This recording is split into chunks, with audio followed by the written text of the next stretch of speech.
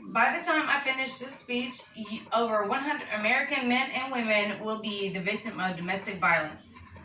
That is roughly 20 people a minute per the national statistics of domestic violence. Many people will turn a blind eye to this type of suffering, even those who are the victim of the violence. I am going to tell you the warning signs that a relationship may turn abusive, and I will tell you how to help yourself or someone you love. There are red flags that always predicate that a person will be abusive: isolation and violence, followed by excuses and apologies. Promises that it will never happen again, usually a period afterward of improved behavior. This is a cycle of abuse, and it can be very confusing to navigate to the correct conclusion. However, without drastic professional intervention, the abuse rarely stops. It is a cycle which always will come back around to abuse. There are many resources available to help get out of an abusive relationship, and I will have included those contacts at the end of my presentation. I know all too well the impact of an abusive relationship. I was in an extremely violent relationship for 10 years.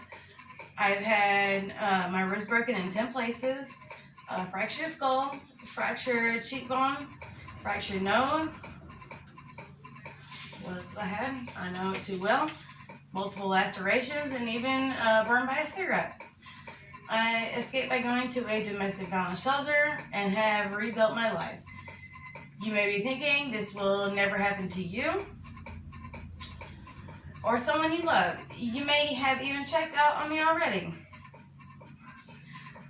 It is not a fun subject. However, 1 in 4 women and 1 in 9 men will be in an abusive relationship in their lives, per the National Statistics of Domestic Violence, 2011.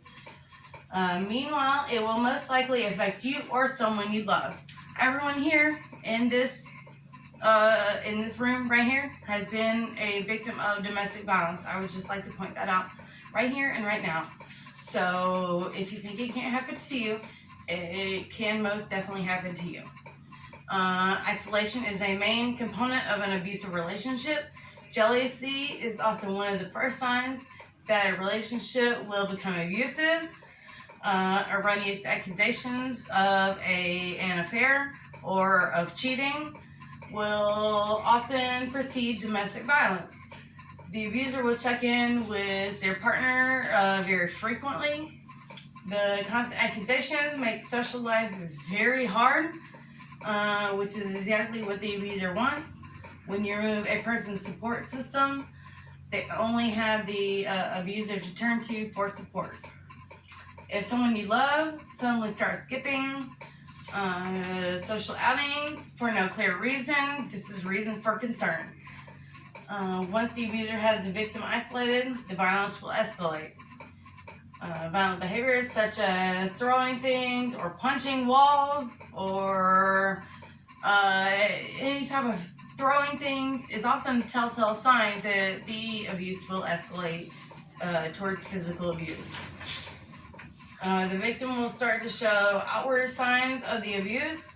Pay attention to the person's clothing. Do they wear out of season clothing or accessories? An example would be wearing long sleeve clothing in the off seasons, such as spring and summer, or sunglasses inside, or even a sudden excessive makeup. That can often be a sign of abuse. Per the Smith, Melinda, Segal, and Gian, PhD.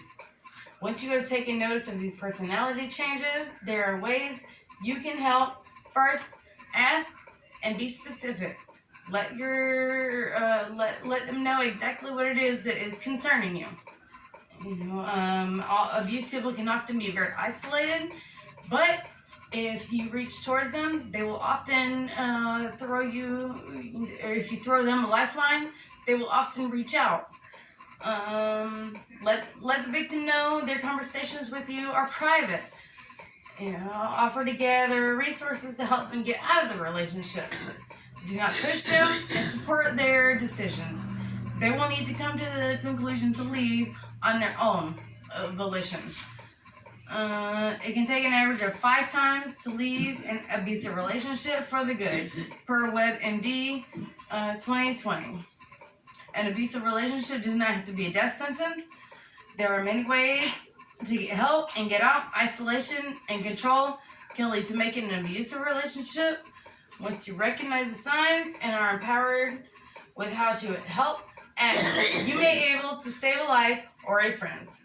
There are many avenues to getting support to reach out towards. Take note of these resources.